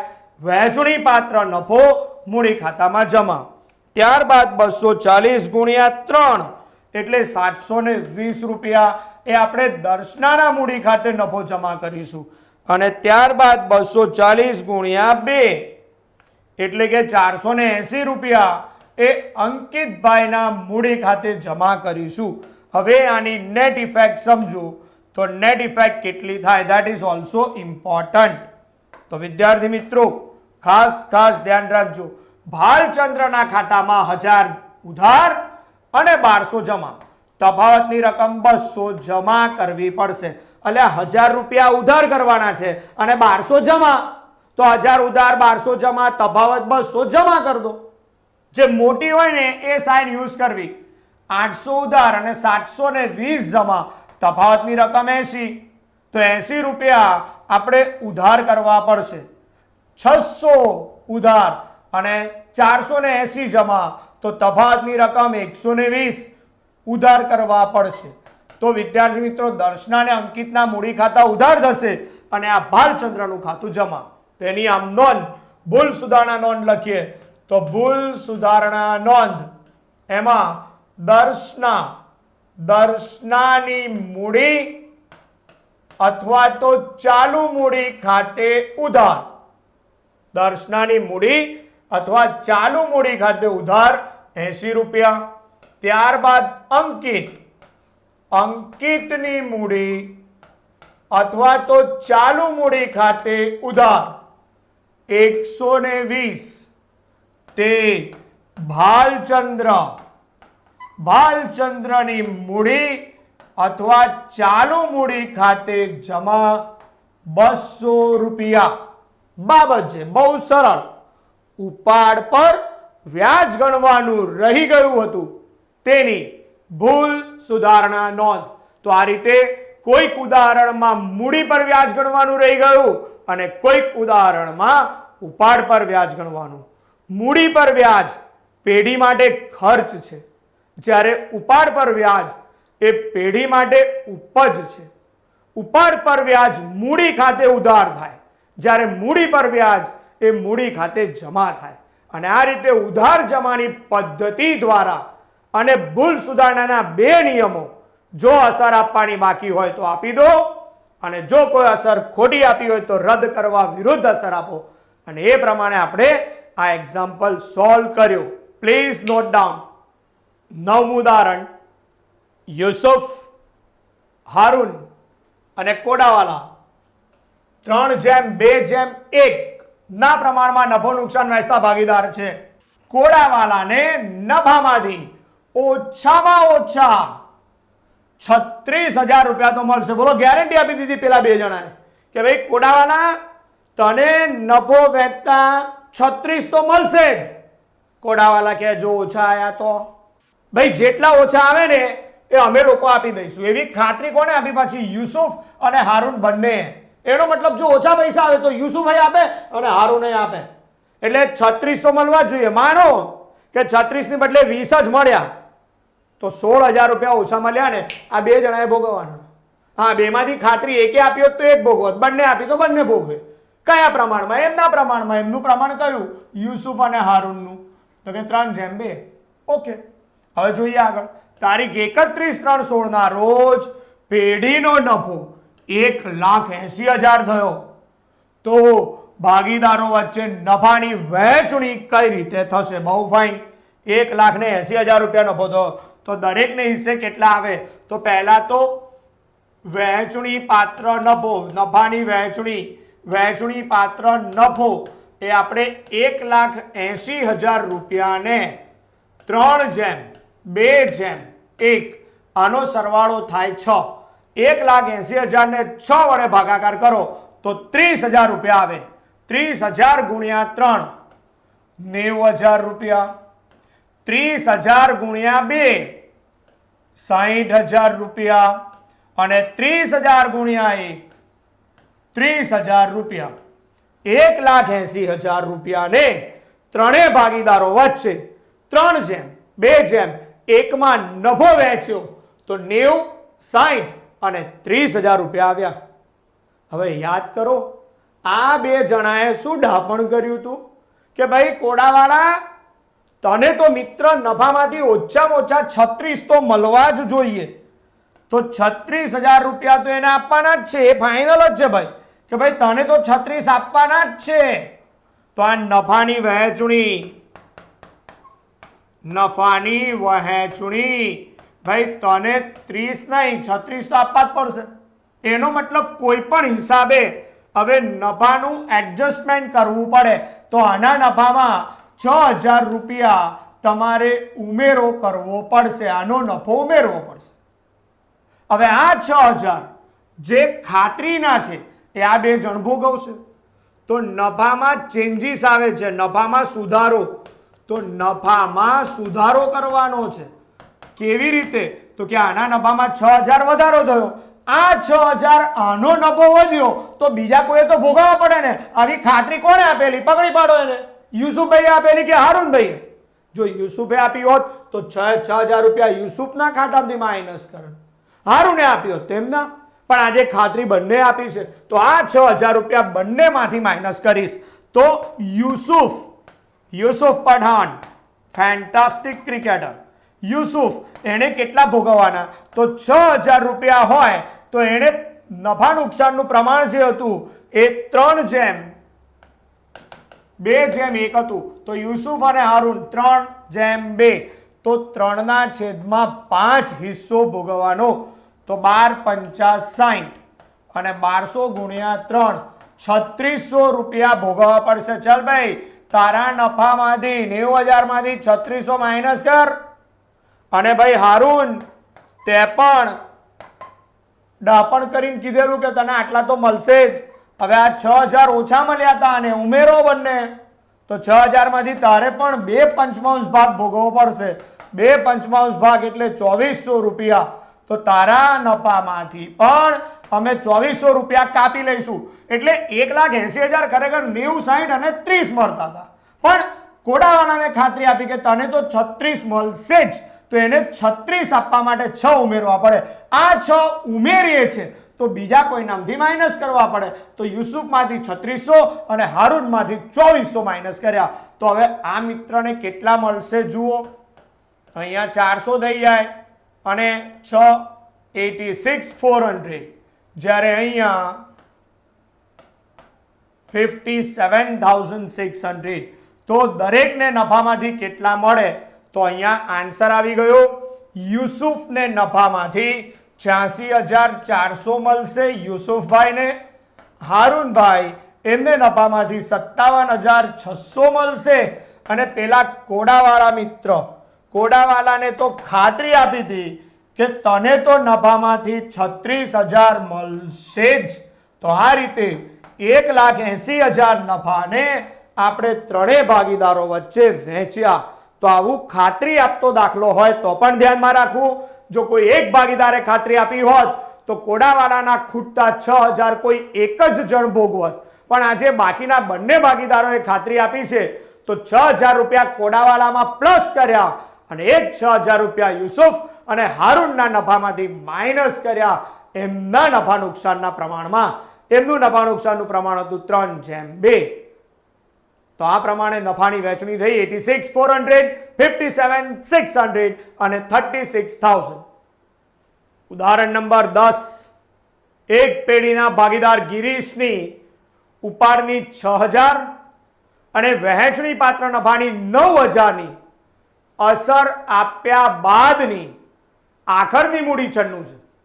પણ મૂડી પર વાર્ષિક 8% લેખે વ્યાજ ગણવાનું જ રહી ગયું. બોલો, મૂડી પર 8% વ્યાજ ગણવાનું રહી ગયું છે. આપણે વ્યાજ ગણવાનું છે અને મૂડી પર વ્યાજ એ આખરની નહીં, શરૂઆતની મૂડી પર ગણાય. એનો મતલબ આ દાખલો શરૂઆતની મૂડી શોધવાનો છે. ખાસ યાદ રાખવું. બેટા, ઘણીવાર કયા ફેક્ટર આપ્યા છે જોવાનું. આજે ગિરીશનો ઉપાડ આપ્યો છે 6,000 અને વહેંચણી પાત્ર નફો આપ્યો છે 9,000. ઉપાડ આપે, વહેંચણી પાત્ર નફો આપે, ભાગીદારને પગાર આપે, ભાગીદારને કમિશન આપે, ઉપાડ પર વ્યાજ, મૂડી પર વ્યાજ, કંઈ પણ કહી શકે. તો તમારે ડિફરન્શિએટ કરવાનું, ફાળવતા શીખવાનું, તફાવત સમજવાનો. કઈ આઈટમ, જે આપેલ આઈટમ છે, જે આપેલ ફેક્ટર છે, જે રકમ છે, એમાંથી કઈ વસ્તુ એ ભાગીદારોના મૂડી ખાતે ઉધાર થાય અને કઈ વસ્તુ એ ભાગીદારોના મૂડી ખાતે જમા થાય. ઉધાર બાજુ સામાન્ય રીતે ઉપાડ, ઉપાડ પર વ્યાજ, વહેંચણી પાત્ર ખોટ, આવું બધું આવે. તમને ખબર જ હોય, મૂડી ખાતું બધા ભણેલા જ છો અને ના ભણ્યા હોય તો યાદ રાખો. મૂડી ખાતાની ઉધાર બાજુ ઉપાડ, ઉપાડ પર વ્યાજ, વહેંચણી પાત્ર ખોટ, આવું બધું આવી શકે. જ્યારે જમા બાજુ ભાગીદારોની શરૂઆતની મૂડી હોય, વધારાની મૂડી હોય, મૂડી પર વ્યાજ હોય, ભાગીદારને પગાર, ભાગીદારને કમિશન, વહેંચણી પાત્ર નફો, આ બધું મૂડી ખાતે જમા થાય. તો આમાંથી કઈ વસ્તુ આપી છે એના આધારે સૂત્ર બનાવવાનું. હા, બેઝિક સૂત્ર યાદ રાખવાનું, શરૂઆતની મૂડી શોધવાનું. બધા પોતાના વ્યવસ્થિત નોટ સ્વરૂપે તમે જે નોટબુકમાં લખતા હોય એની ઉપર જે હાંસ્યો હોય છે ત્યાં નોટ ડાઉન કરજો. હાઇલાઇટરથી જરા હાઇલાઇટિંગ કરજો. કઈ રીતે શરૂઆતની મૂડી શોધવી? તો શરૂઆતની મૂડી બરાબર આખરની મૂડી. ધ્યાન રાખજો, આખરની મૂડી વત્તા મૂડી ખાતાની ઉધાર બાજુ આવતી આઈટમ. આ સૂત્ર આપણા માટે છે, પરીક્ષામાં ના લખતા. આઈટમ એવું ના લખાય, આપણે સમજવાનું છે. ઉધાર બાજુ આવતી રકમો, ઉધાર બાજુ આવતી આઈટમ માઇનસ જમા બાજુ જે હવાલા આવતા હોય તે જમા બાજુની આઈટમ. એવું યાદ રાખજો. ઓકે, જે જમા બાજુ આવે, ઉધાર બાજુ શું આવે? ઉપાડ, ઉપાડ પર વ્યાજ, વહેંચણી પાત્ર ખોટ. હવે આપણા દાખલામાં કઈ વસ્તુ આપી છે જુઓ. ઉપાડ આપ્યું છે તો ઉપાડે કઈ બાજુ આવતું હોય? તો કે ઉધાર. વહેંચણી પાત્ર નફો, નફો કઈ બાજુ આવતો હોય? તો કે જમા. તો એક આઈટમ ઉધારની છે, એક આઈટમ જમાની છે અને આખરની મૂડી તો આપી જ છે. તો હવે આ બે રકમ પરથી આપણે પરીક્ષામાં જે સૂત્ર લખવાનું એ બનાવતા શીખીએ. તો પરીક્ષામાં કયું સૂત્ર લખીશું? તો કે શરૂઆતની મૂડી બરાબર આખરની મૂડી, આખરની મૂડી વત્તા ઉધાર બાજુની રકમો. ઉધાર બાજુની રકમો આઈટમ. તો ઉધાર બાજુ કઈ છે? ઉપાડ. તો આપણે અહીંયા લખીશું વત્તા ઉપાડ માઇનસ જમા બાજુની આઈટમ. જમા બાજુની આઈટમ કઈ આપી છે? તો કે વહેંચણી પાત્ર નફો. તો વહેંચણી પાત્ર નફો. તો હવે આપણને મળી જશે. ચલો આખરની મૂડી કેટલી છે? તો કે 96,000 વત્તા ઉપાડ 6,000 માઇનસ વહેંચણી પાત્ર નફો 9,000 રૂપિયા. તો આ રીતે બાદબાકી સરવાળા બાદબાકી કરો. 96 વત્તા 6 માઇનસ 9 એટલે તમારો આન્સર આવશે 93,000. તો 93,000 રૂપિયા એ તમારી શરૂઆતની મૂડી થઈ અને શરૂઆતની મૂડી પર 8% લેખે વ્યાજ ગણવાનું. તો 93,000 પર વ્યાજ ગણીએ તો મૂડી પર વ્યાજ બરાબર 93,000 મલ્ટીપલ બાય 8%. જરા કેલ્ક્યુલેટર લઈને બેસો અને 93,000 એના 8% શોધી નાખો. તો 93,000 એના 8% કેટલા થાય છે? તો 7,440 રૂપિયા થાય. તો વિદ્યાર્થી મિત્રો મૂડી પર વ્યાજ આવ્યું 7,440 રૂપિયા.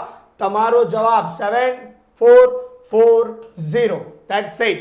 પણ સૌથી મહત્વનું, ગણતરીની દ્રષ્ટિએ તમે કેલ્સીમાં ગણતરી કરી શકો છો. ગુણાકાર, ભાગાકાર, સરવાળા, બાદબાકી એ વસ્તુ આખી અલગ છે. પણ મહત્વનું છે બેઝિક સૂત્ર. સૂત્ર યાદ રાખવાનું કે ભાઈ શરૂઆતની મૂડી બરાબર આખરની મૂડી વત્તા ઉધાર બાજુની આઈટમ માઇનસ જમા બાજુની આઈટમ. ઉધાર બાજુની રકમો માઇનસ જમા. આપણા દાખલામાં શું આપ્યું છે? તો કે ઉપાડ. તો ખબર પડી છે કે ઉધાર બાજુનું છે. વહેંચણી પાત્ર નફો તો કે જમા બાજુનું છે. તો ઉધાર બાજુનું જે હશે આ તો એક આપ્યું છે, બબ્બે ત્રણ ત્રણ પણ આપે. ઉપાડ આપે, વહેંચણી પાત્ર નફો ઉપાડ આપે, વહેંચણી પાત્ર ખોટ આપે તો એ પણ ઉધાર બાજુ છે. ઉપાડ પર વ્યાજ આપે તો એ પણ ઉધાર બાજુ છે. તો ઉધાર ઉધાર ઉધાર પ્લસ કરવાનું, જમા જમા જમા માઇનસ કરવાનું. તો સૂત્ર ટૂંકમાં યાદ રાખો. શરૂઆતની મૂડી બરાબર આખાની મૂડી વત્તા ઉધાર બાજુની રકમો, મૂડી ખાતાની ઉધાર બાજુની રકમો માઇનસ મૂડી ખાતાની જમા. That's it. અને આ રીતે આપણા દાખલામાં ઉપાડ આપ્યું હતું તો એ મેં પ્લસ કર્યું અને વહેંચણી પાત્ર નફો જે જમા બાજુ હોય એ મેં માઇનસ કર્યો. તો સૂત્ર ખરેખર જે એક્ઝામમાં લખવાનું એ કયું લખવાનું? પહેલું આ નહીં લખવાનું, આ તો આપણે યાદ રાખવાનું છે. જે લખવાનું છે આ સૂત્ર લખવાનું છે. That is important. દાખલો અહીંથી શરૂ થયો. તો શરૂઆતની મૂડી બરાબર આખાની મૂડી વત્તા ઉપાડ માઇનસ વહેંચણી પાત્ર નફો. અને આ રીતે 93,000 એ આપણને શરૂઆતની મૂડી મળી, જેના પર મેં 8% વ્યાજ ગણ્યું તો 7,440 રૂપિયા જવાબ આવ્યો. ઉદાહરણ નંબર 11. જેનેટ, અક્ષરા અને સપના સરખા હિસ્સાના ભાગીદારો છે. નફા નુકસાનનું પ્રમાણ એમનું સરખું છે. તેઓની કુલ મૂડી 3 લાખ છે. ત્રણેય વચ્ચે કુલ મૂડી 3 લાખ અને મૂડીનું પ્રમાણ 2:3:5 છે. મૂડી પર વાર્ષિક 6% દરે વ્યાજ ચૂકવવામાં આવે છે. પેઢી જે છે એ મૂડી પર 6% વ્યાજ આપે છે. ભાગીદાર અક્ષરાને મૂડીના વ્યાજ સહિત 45,400 રૂપિયા મળ્યા. તો ભાગીદાર જેનેટ અને સપનાને મૂડીના વ્યાજ સહિત કુલ કેટલા રૂપિયા મળશે? પ્રશ્ન શું પૂછ્યો છે ને એ ખાસ ધ્યાન રાખો. મૂડી વ્યાજ સહિત કુલ કેટલા મળશે? તો અહીંયા આપણે વર્કિંગ કઈ રીતે કરવાનું? Let's try to understand girls and boys. તો આ રકમનું હવે આપણે સોલ્યુશન કરીએ. Let's try to understand. 3 ભાગીદારો છે, એમાં તમને અક્ષરાને મૂડી વ્યાજ સહિત 45,400 રૂપિયા આપેલા છે. તો એ ખાસ ધ્યાન રાખવાનું. તો ભાઈ ભાગીદારને મળતી કુલ રકમ, દરેક ભાગીદારને સૂત્ર કોમન લખી દઈએ. ભાગીદારને મળતી કુલ રકમ બરાબર એક તો એમને પેઢીમાંથી મૂડી પર વ્યાજ મળે છે વત્તા એમના હિસ્સાનો વહેંચણી પાત્ર નફો મળે છે. દરેક ભાગીદારને પેઢીમાંથી બે અલગ અલગ પ્રકારની રકમ મળે છે, એક મૂડી પર વ્યાજ અને બીજું નફો. હવે એમાં પહેલા આપણા એક્ઝામ્પલની રકમમાં જ અક્ષરા નામના ભાગીદારને કુલ કેટલા મળે છે એ આપી દીધું છે. તો અક્ષરાને મળતી રકમ, જો અક્ષરાની રકમ આપણે શોધવામાં આવે તો અક્ષરા નામના ભાગીદારને કુલ કેટલા મળે છે એક્ઝામ્પલમાં આપ્યું છે. અક્ષરાને મૂડી વ્યાજ સહિત 45,400. તો ભાઈ અક્ષરા નામના ભાગીદારને 45,400 રૂપિયા મળે છે. અને આ 45,400 માં બે પ્રકારની રકમ હોય, એક તો મૂડી પર વ્યાજ અને બીજું વહેંચણી પાત્ર નફો. તો મૂડી પર વ્યાજ એ આપણે શોધવું હોય તો દરેક ભાગીદારની મૂડી જોઈએ. તો અહીંયા જેનેટ નામની ભાગીદાર, અક્ષરા નામની ભાગીદાર, બરાબર ધ્યાન રાખજો, આપણે ખાના દોર્યા છે તો અહીંયા જ લખીએ. દરેક ભાગીદારોની મૂડી કેટલી? તો કે કુલ મૂડી આપી છે 3 લાખ રૂપિયા. હવે આ 3 લાખ મૂડી, તેઓની કુલ મૂડી 3 લાખ છે અને તેમની મૂડીનું પ્રમાણ 2:3:5 એટલે કુલ 10. 10 વડે ભાગાકાર કરો, 3 લાખ રૂપિયાને 10 વડે ભાગાકાર કરો તો 30,000 રૂપિયા આવે. 30,000 ગુણ્યા 2, જેનેટની મૂડી 60,000 થઈ. 30,000 ગુણ્યા 3, અક્ષરાની મૂડી 90,000 રૂપિયા થઈ. અને 30,000 ગુણ્યા 5, 1,50,000 રૂપિયા સપનાની મૂડી થઈ. તો આ મૂડી એ એમના મૂડીનું પ્રમાણ 2:3:5 ના પ્રમાણમાં વહેંચ્યું તો આટલી મૂડી આવે. અને એ પ્રમાણે જો મૂડી પર વ્યાજ ગણવાનું હોય તો મૂડી પર વ્યાજના ટકા જુઓ. પેઢી મૂડી પર વાર્ષિક 6% લેખે વ્યાજ આપે છે. તો મૂડી પર 6% વ્યાજ, 6% લેખે મૂડી પર વ્યાજ ગણવાનું. તો આ બીજું ફેક્ટર, આ પહેલું હતું મૂડી, હવે બીજું મૂડી પર વ્યાજ. તો આના 6% છાય 3600 રૂપિયા. યસ ઓર નો? 9 છંગ 5400 રૂપિયા અને 15 છંગ 9,000 રૂપિયા વ્યાજ થાય. તો આ દરેકનું મૂડી પર વ્યાજ 6% લેખે 60,000 ના 6% 3600, 90,000 ના 6% 5400, 1.5 લાખના 6% 9,000 રૂપિયા ગણ્યા. હવે તમને પેઢીમાં અક્ષરાની કુલ રકમ આપી છે 45,400, જેમાં બે વસ્તુ છે, મૂડી પર વ્યાજ અને વહેંચણી પાત્ર નફો. તો અક્ષરાની મૂડી પર વ્યાજ 5400 રૂપિયા છે. તો હવે વહેંચણી પાત્ર નફો કેટલો?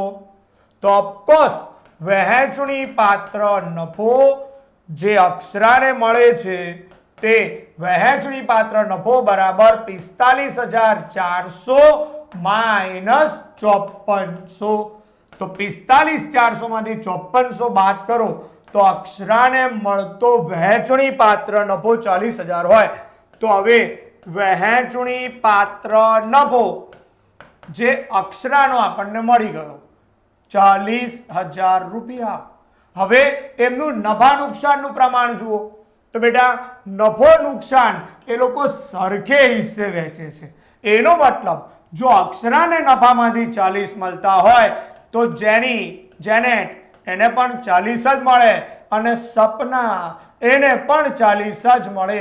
તો દરેક ભાગીદારને નફો 40 મળે છે.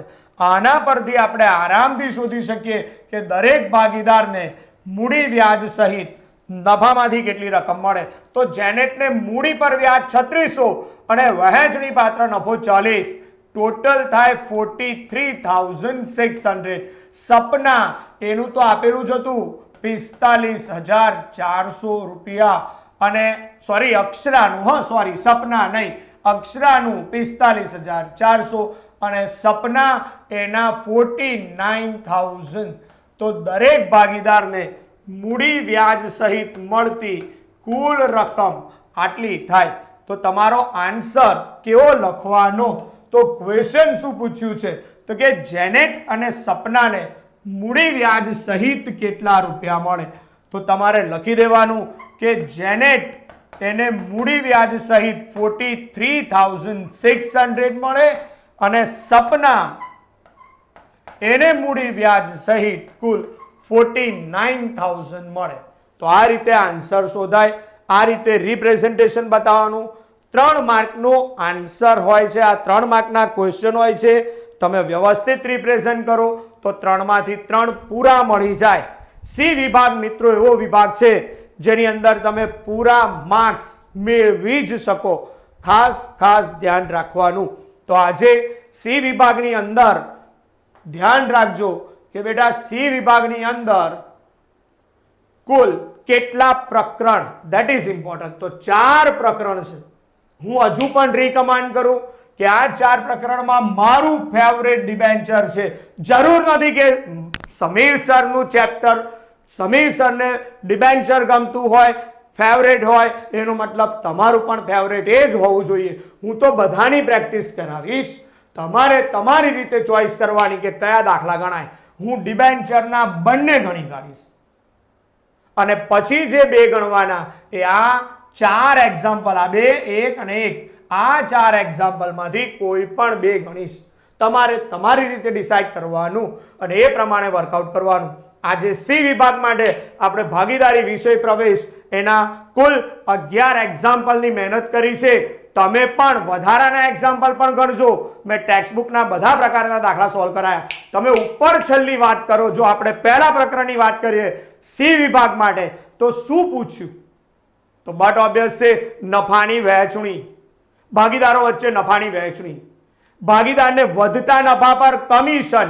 ખાસ ધ્યાન રાખજો, ભાગીદારને વધતા નફા પર કમિશન. અને પછી મૂડી પર વ્યાજ ગણવાનું રહી ગયું, ઉપાડ પર વ્યાજ ગણવાનું રહી ગયું, એની ભૂલ સુધારણા નોંધ.